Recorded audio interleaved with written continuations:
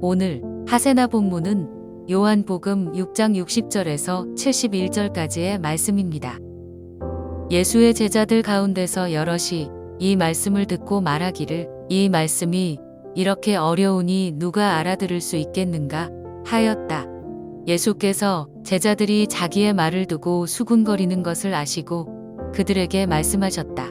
이 말이 너희의 마음에 걸리느냐? 인자가 전에 있던 곳으로 올라가는 것을 보면 어떻게 하겠느냐? 생명을 주는 것은 영이다. 육은 아무데도 소용이 없다. 내가 너희에게 한 이 말은 영이요 생명이다. 그러나 너희 가운데는 믿지 않는 사람들이 있다. 처음부터 예수께서는 믿지 않는 사람이 누구이며 자기를 넘겨줄 사람이 누구인지를 알고 계셨던 것이다. 예수께서 또 말씀하셨다. 그러므로 내가 너희에게 이르기를 아버지께서 허락하여 주신 사람이 아니고는 아무도 나에게로 올 수 없다고 말한 것이다. 이 때문에 제자 가운데서 많은 사람이 떠나갔고 더 이상 그와 함께 다니지 않았다. 예수께서 12 제자에게 물으셨다. 너희까지도 떠나가려 하느냐? 시몬 베드로가 대답하였다. 주님, 우리가 누구에게로 가겠습니까?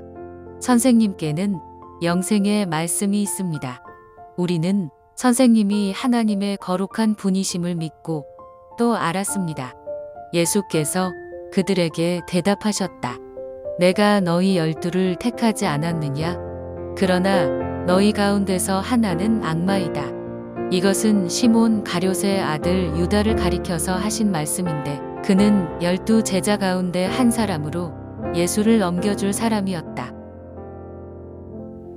오늘도 주님의 선하심이 우리 삶 속에 함께 하시기를 기도합니다. 오늘부터 하세나가 조금 바뀌었습니다. 제목도 세븐업 하세나가 아니라 하세나 하시조로 변경이 되었습니다. 이제 우리의 매일의 일상에서 더 하나님을 사랑하고 이웃 사랑을 실천하는 삶을 살아가고자 합니다. 그래서 오늘부터는 하세나 묵상이 끝이 나는 것이 아니라 이후에 하시조 실천의 내용이 뒤따릅니다. 오늘의 하시조도 꼭 들으시고 함께 실천해 나가시면 좋겠습니다. 오늘 하세나 말씀은 요한복음 6장 22절로부터 시작된 오병이어 사건 이후 생명의 빵에 관한 말씀의 결론 부분입니다.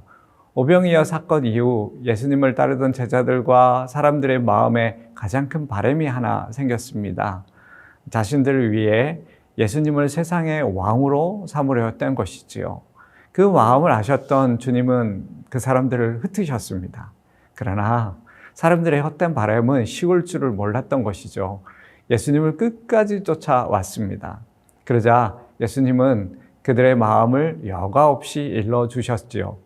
그리고 예수님은 자신이 누구인지, 어디로부터 오셨는지, 무엇을 위해 오셨는지를 생명의 빵에 비유하여 말씀하셨습니다. 그리고 오늘 본문이 시작되어집니다. 그래야 오늘 본문에서는 이 예수님의 말씀을 들은 사람들의 상반된 두 가지 반응이 나타납니다. 예수님의 이 말씀으로 인해 말씀이 마음에 걸리고 어렵다는 이유로 떠나가는 자와 그래도 끝까지 남는 자로 구분이 되었습니다. 여러분, 본문에서 떠나갔던 사람들의 이유가 있었습니다. 예수님의 그 말씀이 어렵다는 것입니다. 물론 어렵기는 했을 것입니다. 그동안 그들이 들어보지 못한 말씀이었습니다. 예수님은 자신을 예전 출애굽 광야 생활에서 만나와 비교하면서 자신의 생명의 빵이라고 했습니다. 또 하늘에서 내려온 빵이라고 이야기하셨지요.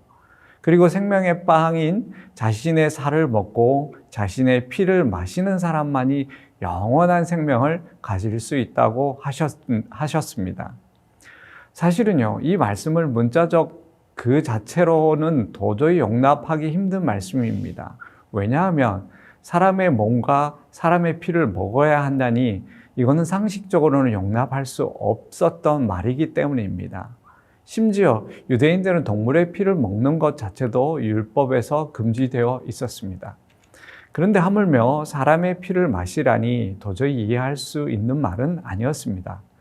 그러나 조금만 생각해 보면 그 제자들은 그동안 예수님을 따랐고 예수님의 말씀과 행하신 이적들을 실제로 보고 들은 그런 사람들이었습니다. 그렇다면 예수님이 특별한 분이심을 분명히 알고 있었다는 것이죠. 그렇다면 예수님이 왜 그런 말씀을 하셨는지, 그 말씀의 뜻은 무엇인지 정말 알고자 하는 마음이 있었어야 했습니다. 그렇게 참 뜻을 알고자 했다면 분명히 예수님은 그들에게 가르쳐 주셨을 것입니다. 그리고 예수님은 오늘 본문에서도 이 말씀이 문자적 차원이 아니라 영적 차원의 말씀, 교훈임을 밝혀주셨습니다. 그럼에도 불구하고 많은 사람들, 소위 제자라고 불리우던 사람들이 다 떠나갔던 것입니다. 그리고 요한은 말하고 있습니다. 그들은 다시는 예수님과 함께 다니지 않았다라고 말입니다.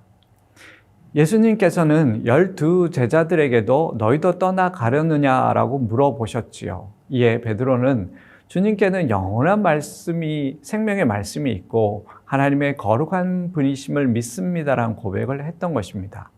결국 남게 된 자들은 12 제자들이었던 것이죠. 물론 그 중에서도 주님의 말씀을 거부했던 한 사람이 있었지요. 이런 생각을 해봅니다. 왜 예수님은 제자들과 사람들이 다 떠나갈 줄 알면서도 왜 이런 말씀을 하셨을까? 잘 데리고 다니시고 또 잘 설명해 주셔서 더 많은 제자들이 예수님의 증인으로 살 수 있도록 하셨으면 좋지 않았을까 하는 생각을 말입니다. 여러분, 사복음서 모두가 정확한 시간 순서대로 기록된 것은 아닙니다. 그래도 어느 정도는 시간 순서를 맞추었습니다. 그래서 성경을 읽을 때 오병이어 사건이 나오면 이제 예수님의 공생의 3년 중 2년의 시간이 지나고 1년이 남은 시점이구나 생각하면 성경을 이해하는 데 많은 도움이 됩니다. 오늘 사건은 이제 십자가까지 1년의 시간이 남은 그런 시점이었습니다. 공생의 2년 동안 정말 얼마나 많은 제자들과 무리들이 예수님을 따랐습니까? 그런데 이들은 한 말씀에 걸려 다 떠나갔던 것입니다. 결국은 그 수많은 사람들이 예수님이 누구인지, 무엇을 위해 오신 분인지는 관심이 없었던 것이죠.